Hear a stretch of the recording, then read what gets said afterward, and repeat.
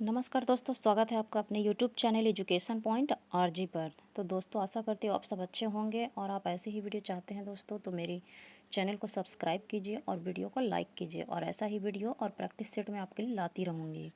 और कुछ आपको नोट्स भी यहाँ पे दिए जाएंगे जो कि परीक्षा में आने वाले बहुत ही महत्वपूर्ण क्वेश्चन होंगे। ठीक है दोस्तों, तो अभी हम लोग आगे बढ़ते हैं। हम लोग रुक्मणी का बीपीएससी ट्री 4 का वॉल्यूम 2 का है जो प्रैक्टिस सेट कर रहा है 9-10 का, जिसमें हम लोग अभी विज्ञान और सामान्य अध्ययन और लैंग्वेज उसमें भी इंक्लूडेड होंगे। तो कोशिश करूंगी मैं एक ही वीडियो में सारे सेट्स का प्रैक्टिस करवाने का। जो है दोस्तों, वो लैंग्वेज का आता है जिसमें पैसेज दिया हुआ है। ठीक है, तो इस पैसेज को आप लोग भी पढ़िए और मैं भी पढ़ती हूँ। दिया है, suppose you have to make a payment of ₹100, you can do so in coins, but if it would be, उसके बाद डैश टू पे इन nickel or copper coins because it takes much time to dash, then the government dash permits you to make the payment in dash. What are those notes really? They are a king of money although they are made of dash instead of metal. उसके बाद दिया हुआ question, तो हम लोग question को कर लेते हैं।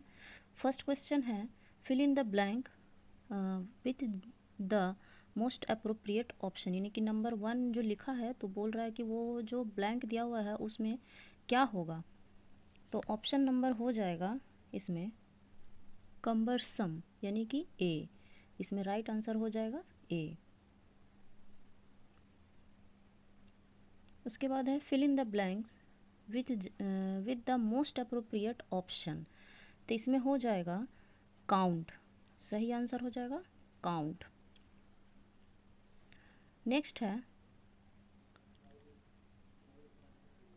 Question number 3, fill in the blanks with the most appropriate option, तो 3 का आंसर हो जाएगा दे आर 4।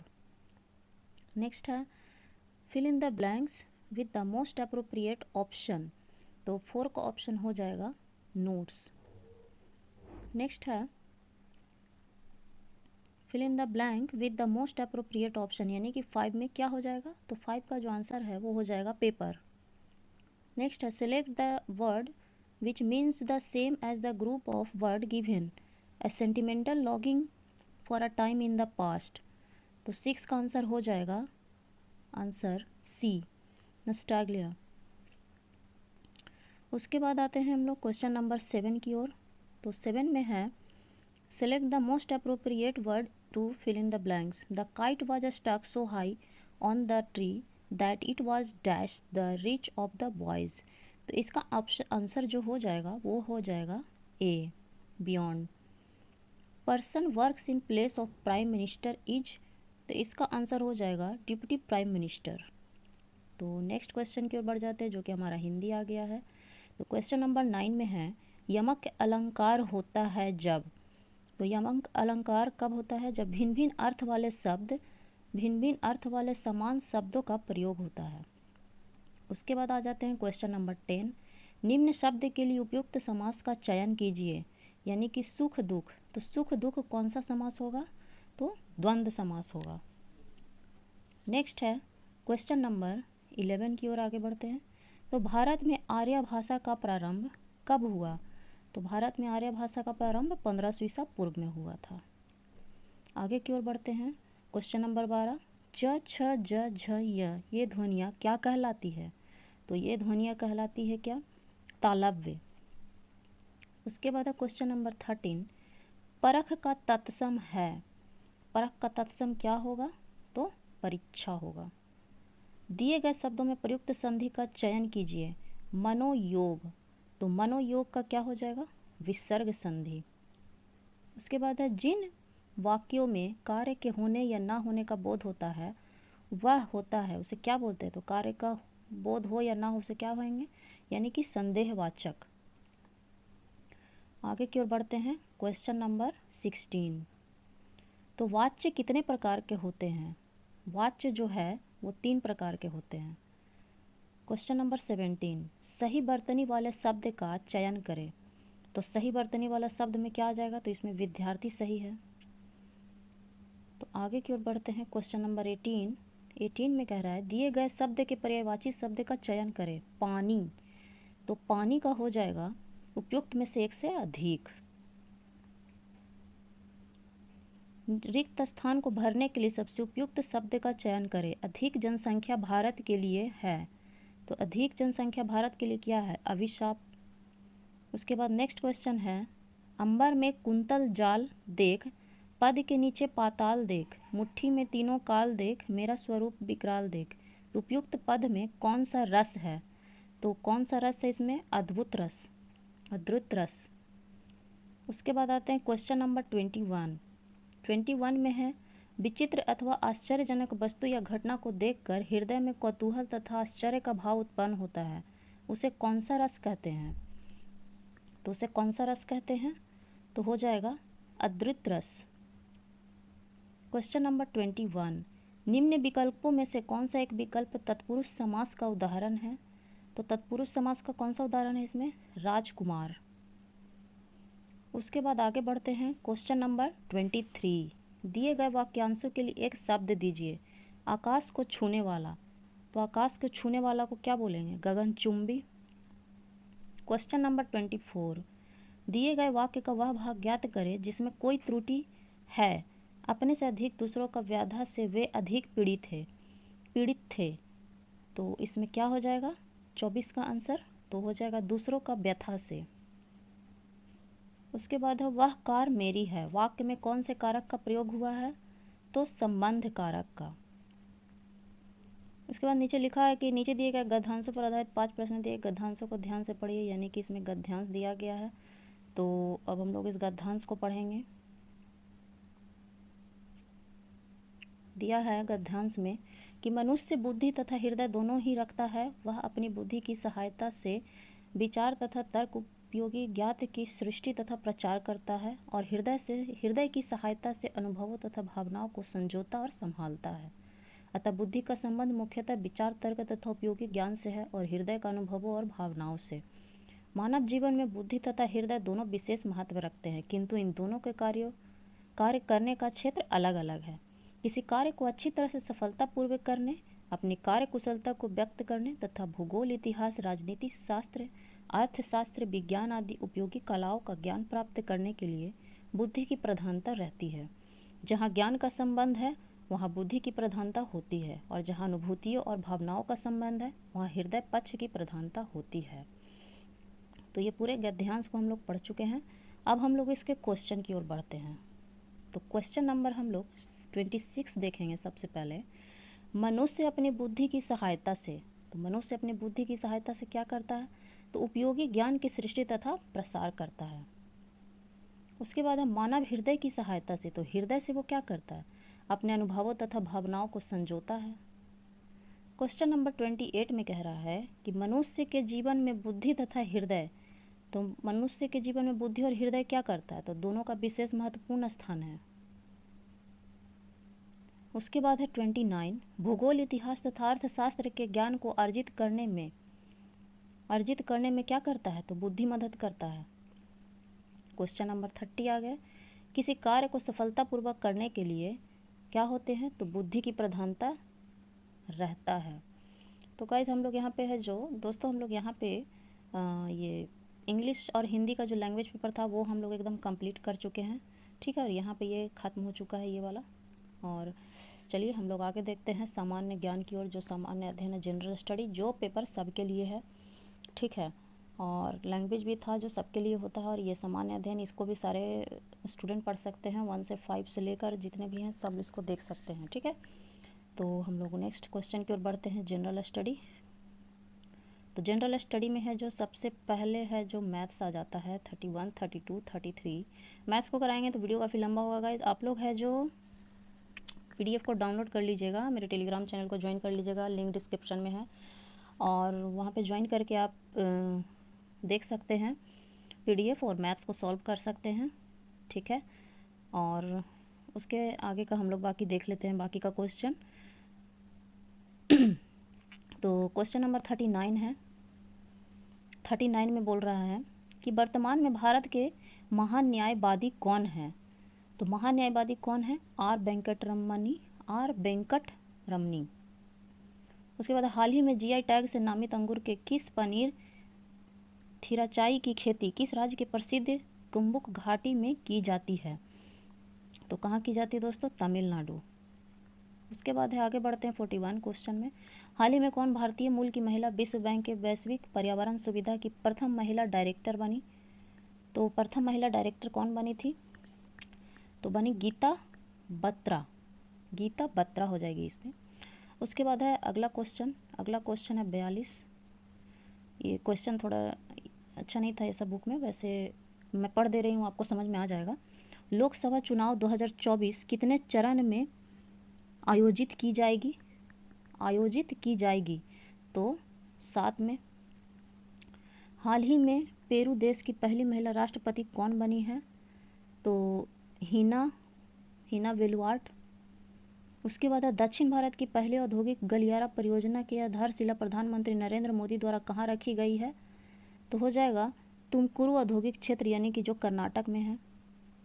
हाल ही में स्तन कैंसर की पहचान और निवारण हेतु सवेरा नामक कार्यक्रम किस राज्य सरकार द्वारा शुरू किया गया है? तो हो जाएगा हरियाणा। हाल ही में गुजरात के बड़ोदरा स्थित भारत का पहला राष्ट्रीय रेल और परिवहन संस्थान का नाम बदलकर नया क्या रखा गया है? तो हो जाएगा गतिशक्ति विश्वविद्यालय। दोस्तों आप लोग को कितने नंबर आते हैं आप लोग का जो कमेंट में ज़रूर बताइएगा। ठीक है, आज पूरे के पूरे 150 क्वेश्चन कराए जाएंगे, और 150 क्वेश्चन में आपके कितने आते हैं ये ज़रूर आप कमेंट में बताइए, जिससे मुझे भी मोटिवेशन मिलेगा ताकि मैं आगे और भी अच्छी वीडियो ला सकूँ। 47 में है सूची जो कि मिलाना है। ठीक है, कूका विद्रोह पंजाब, मोपला मालाबार, भील विद्रोह बिड़ा बिहार उड़ीसा, और कोल विद्रोह महाराष्ट्र। तो इसको मैच कीजिए। तो इसका मैचिंग हो जाएगा, पहले ये कूका विद्रोह हो जाएगा पंजाब। ठीक है, कूका विद्रोह पंजाब, मोपला विद्रोह मालाबार, और भील विद्रोह महाराष्ट्र, और कोल विद्रोह बिहार उड़ीसा। ठीक है, आप लोग इसको देख लीजिएगा, यहाँ पे दोनों तो एक जैसा ही दिया हुआ था और बाकी सिर्फ सी और डी का है जो थोड़ा अलग है। उसके बाद आगे बढ़ते हैं, यानी कि इसमें ऑप्शन हो जाएगा सी। निम्नलिखित में से कौन सा कथन गलत है? इसमें गलत कथन को पहचानना है। तो इसमें हो जाएगा सुभाष चंद्र बोस स्वराज की मांग की घोषणा करने वाले पहले नेता थे, ऑप्शन ए। उसके बाद है अगला क्वेश्चन 49। प्राचीन स्मारक संरक्षण अधिनियम किसके वायसराय काल में पारित किया गया था? तो ये लॉर्ड कर्जन हो जाएगा दोस्तों। आगे बढ़ते हैं हम लोग क्वेश्चन नंबर 50 की ओर। थॉमस मैकेले में अपना प्रसिद्ध मिनट कब प्रस्तुत किया था? तो 2 फरवरी 1835 में। उसके बाद 1883 से 84 का इल्बर्ट बिल किससे संबंधित है? तो न्यायिक सुधार से। उसके बाद है 52 का कि 1857 के विद्रोह के बारे में कौन सा कथन सही है? तो उपयुक्त में से कोई नहीं, उपयुक्त में से कोई नहीं, सॉरी दोस्तों, उपयुक्त में से कोई नहीं होगा। इसमें है जो 1857 विद्रोह के बारे में कौन सा कथन सही है, तो ये इसका आंसर डी हो जाएगा, इसमें 2। ठीक है, ऑपरेशन पोलो है जो क्या है? ऑपरेशन पोलो 1948 के हैदराबाद पुलिस कार्रवाई से संबंधित था। अगला क्वेश्चन आते हैं, राजा रंजीत सिंह के तत्काल उत्तराधिकारी कौन थे? तो खड़क सिंह थे। गोदावरी नदी का उद्गम किस स्थान से होता है? तो ब्रह्मगिरी की पहाड़ियाँ से होता है। गांधी सागर बांध किस राज्य में स्थित है? तो गांधी सागर बांध है जो मध्य प्रदेश में स्थित है। सांभर झील कहाँ स्थित है? सांभर झील राजस्थान में स्थित है। उसके बाद 58 क्वेश्चन है, 0 डिग्री अक्षांश और 0 डिग्री देशांतर कहाँ स्थित है? तो 0 डिग्री ये जो ये कहाँ पे है? अटलांटिक महासागर हो जाएगा। अगला क्वेश्चन है, कोरोमंडल तट निम्नलिखित किन 2 राज्यों की गृह भूमि है? तो तमिलनाडु और आंध्र प्रदेश, ऑप्शन सी। ऊँट को रेगिस्तान का जहाज कहा जाता है, इस धारणा से लिया गया है। तो ऊँट का उपयोग रेगिस्तान में परिवहन के लिए किया जाता है, इसलिए से बोला जाता है ऊँट को है जो वहाँ रेगिस्तान में जहाज के नाम से जाना जाता है। तो दोस्तों अगला क्वेश्चन की ओर बढ़ते हैं हम लोग। अगला क्वेश्चन है हमारा 61 में आ गए हम लोग। तो 61 में बोल रहा है कि दुनिया का सबसे व्यस्त समुद्री मार्ग कौन सा है? आप लोग कमेंट में ज़रूर बताइएगा। तो उत्तरी अटलांटिक समुद्री मार्ग। 2011 की जनगणना के अनुसार भारत का सबसे आबादी वाला राज्य कौन सा है? तो उत्तर प्रदेश है। 12 सेंटीमीटर फोकसांतर के उत्तल लेंस के सामने 2 सेंटीमीटर पर एक वस्तु रखा है तो प्रतिबिंब कहाँ और कैसे बनता है? तो बिंब की ओर लेंस से 2.4 सेंटीमीटर दूरी पर आभासी बनेगा। ठीक है, ऑप्शन ए होगा इसमें। जब एसिटिक एसिड को धीरे धीरे अमोनियम हाइड्रोक्साइड के घोल में डालते हैं तो विद्युत चालकता बढ़ जाती है, क्योंकि आयनों की संख्या क्या होगी? बढ़ जाएगी, इसीलिए। 65 है, किसी स्थिति में प्रेरित धारा का मान अधिकतम होता है तो कुंडली की गति की दिशा चुंबकीय क्षेत्र के लंबवत होने पे, ऑप्शन सी।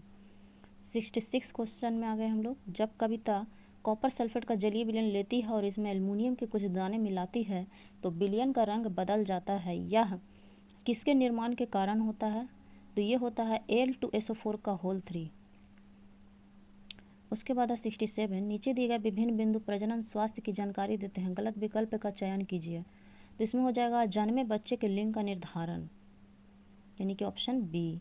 अगला क्वेश्चन है, निम्न में से कौन सा कथन गलत है?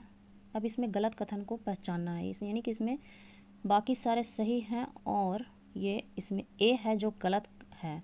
प्रत्येक वृक्क में बड़ी संख्या में न्यूरॉन नामक निस्पंदन इकाइयाँ मौजूद होती है जो एक साथ बंधी हुई होती है। नहीं, ऐसा नहीं होता है, तो ये क्वेश्चन, ये आंसर गलत है। अगला क्वेश्चन की ओर आते हैं हम लोग। अगले क्वेश्चन में आ गए हम लोग 69 में है कि शरीर के इनमें से किस अंग में उपास्थि ऊतक मौजूद नहीं होता है? तो किडनी में नहीं होता है, यानी वृक्क में। निम्नलिखित को आहार श्रृंखला के अनुसार व्यवस्थित कीजिए। तो पहले हो जाएगा इसमें टिड्डा हो जाएगा नंबर 1 पे। उसके बाद हो जाएगा इसमें, पहले टिड्डा नहीं होगा, पहले होगा इसमें धान। ठीक है, अब धान को खा जाता है टिड्डा, और टिड्डा को खा जाता है मेढक, और मेढक को खा जाता है सांप, और सांप को कौन खा जाता है दोस्तों? गरुड़। तो इसमें ऑप्शन नंबर क्या हो जाएगा? सी। ठीक है, अब हम लोग बढ़ते हैं क्वेश्चन नंबर 71 की ओर।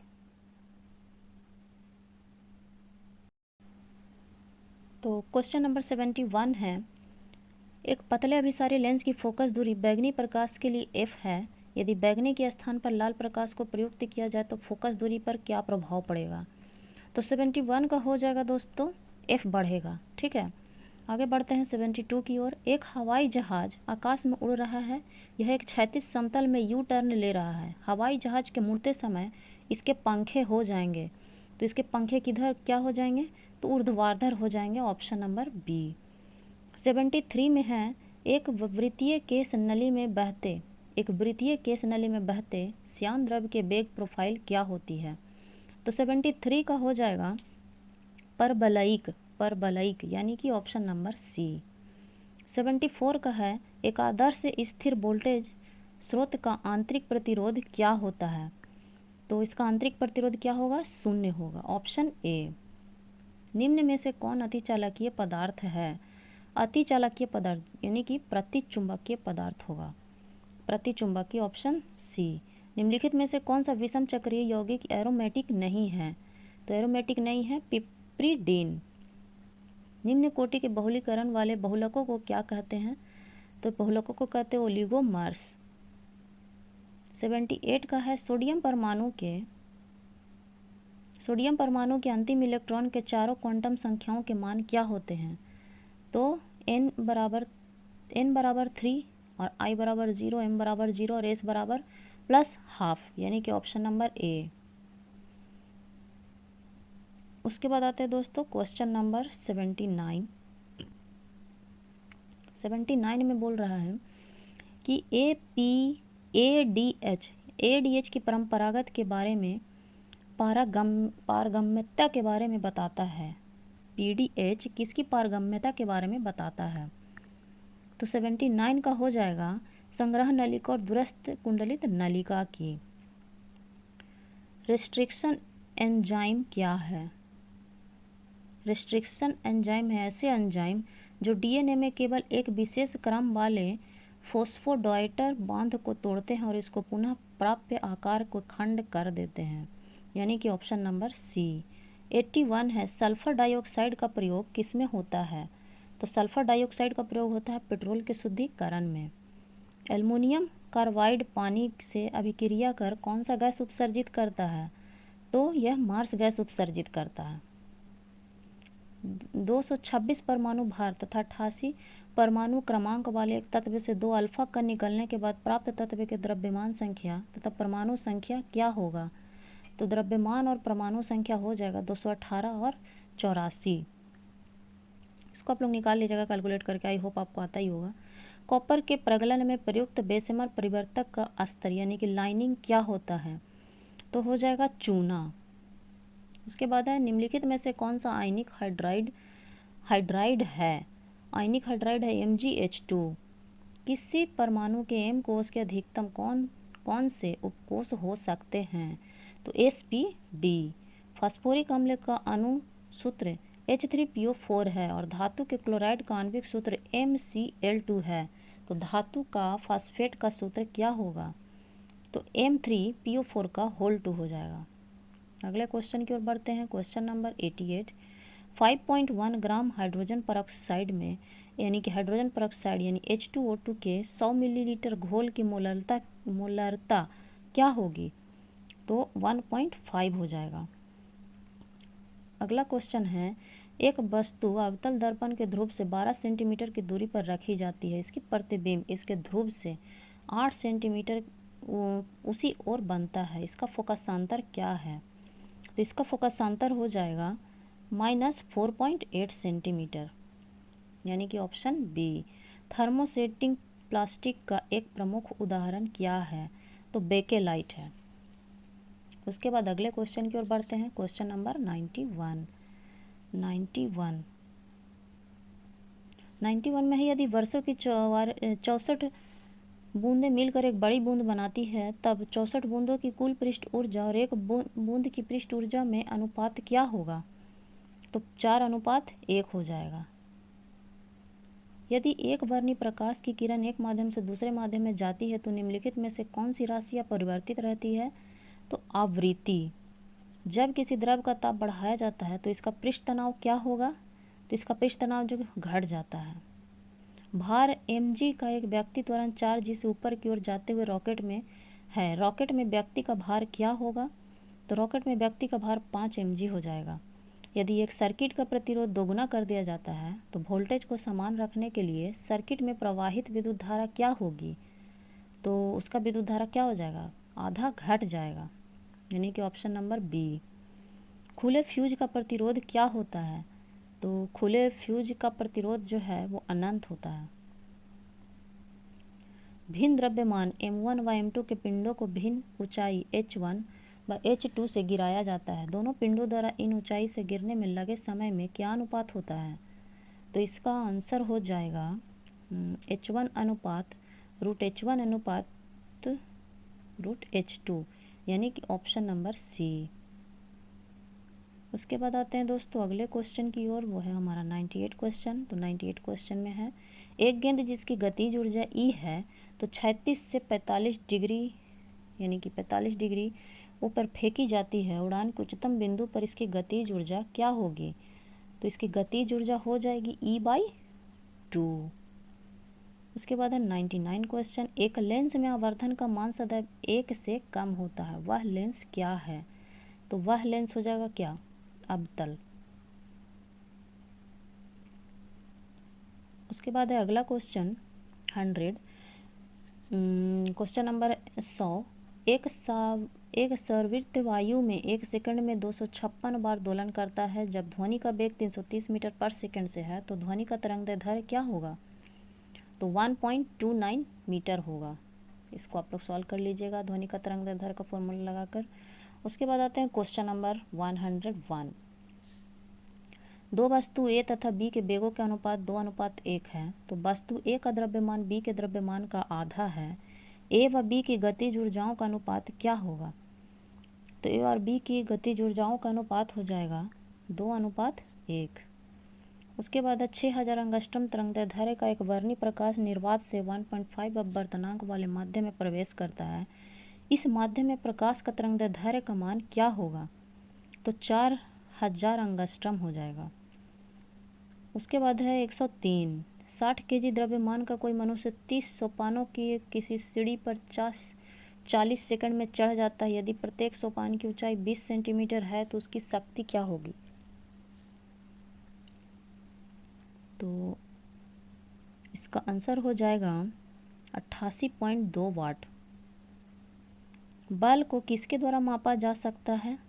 तो बल को मापा जाता है स्प्रिंग तुला के प्रयोग द्वारा। उसके बाद है एक लकड़ी के गुटका को 2/3 जल में डूब कर तैर रहा है, इसका अपेक्षित घनत्व क्या होगा? तो इसका अपेक्षित घनत्व हो जाएगा 2/3।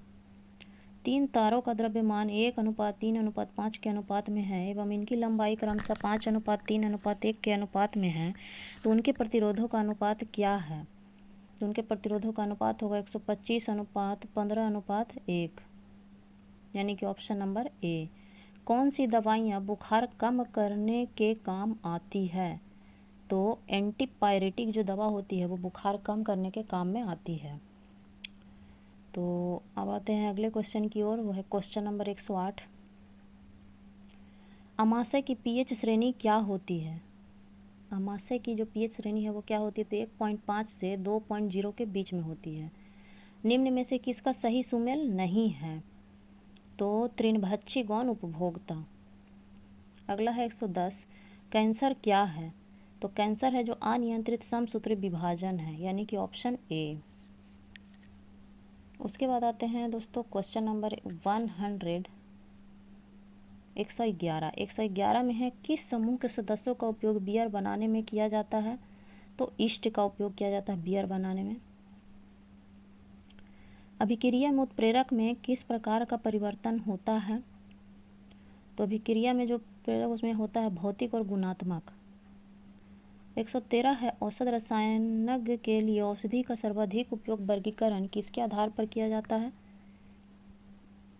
तो लक्ष्य अणुओं के आधार पर किया जाता है।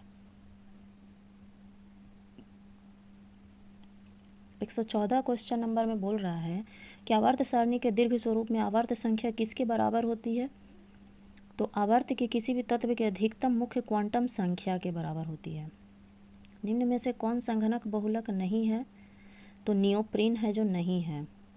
निम्नलिखित में से कौन सी ग्रंथियां जन्म के समय बड़ी आकार की होती है लेकिन उम्र बढ़ने के साथ आकार में कमी आ जाती है?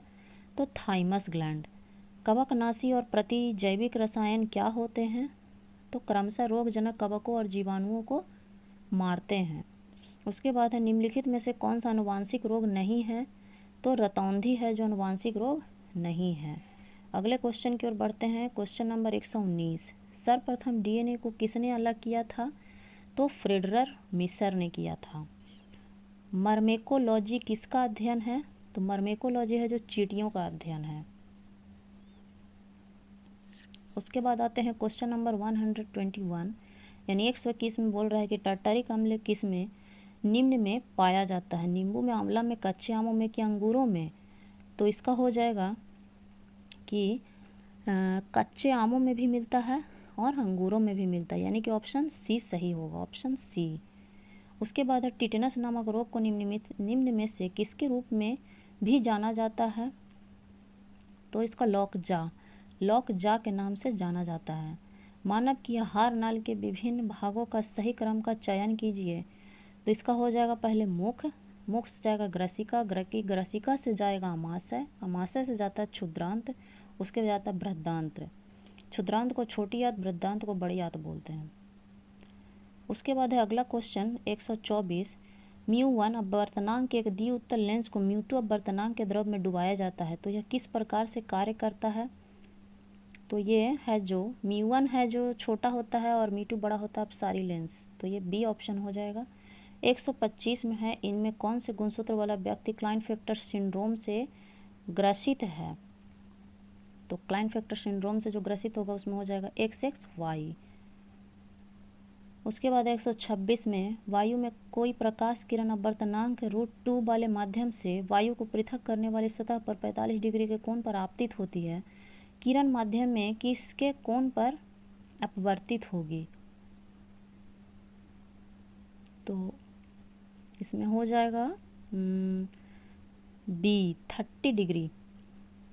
ठीक है दोस्तों, तो आगे बढ़ते हैं। क्वेश्चन नंबर 127, एक संयुक्त सूक्ष्मदर्शी में प्रकाश के गमन का सही अनुक्रम निम्नलिखित में से कौन सा है? तो इसमें हो जाएगा, पहले होगा संग्राही, अभिदृश्यक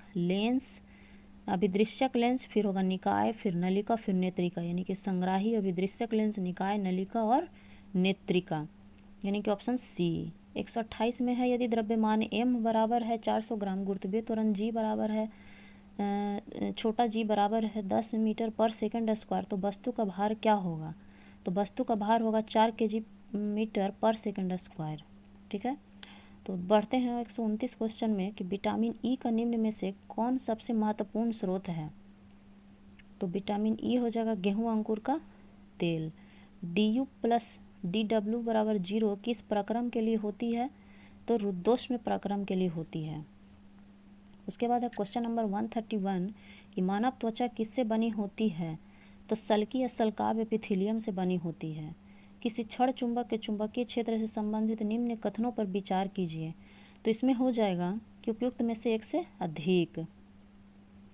अगला क्वेश्चन है 133, बोल रहा है एक गेंद धरातल से 25.2 मीटर के वेग से सीधे ऊपर की तरफ फेंकी गई है। गेंद अपनी यात्रा के उच्चतम बिंदु पर कितने समय में पहुंचेगी? तो ये पहुंचेगा 2.57 सेकंड के बाद। उसके बाद सबसे बड़ी श्वेत रुधिराणु कौन सा है? तो सबसे बड़ा श्वेत रुधिराणु है एक केंद्रकाणु, यानी कि मोनोसाइट। हेंसन रोग का सामान्य नाम क्या है? हेंसन रोग का सामान्य नाम कुष्ठ रोग है, यानी किसी को कुष्ठ रोग बोलते हैं।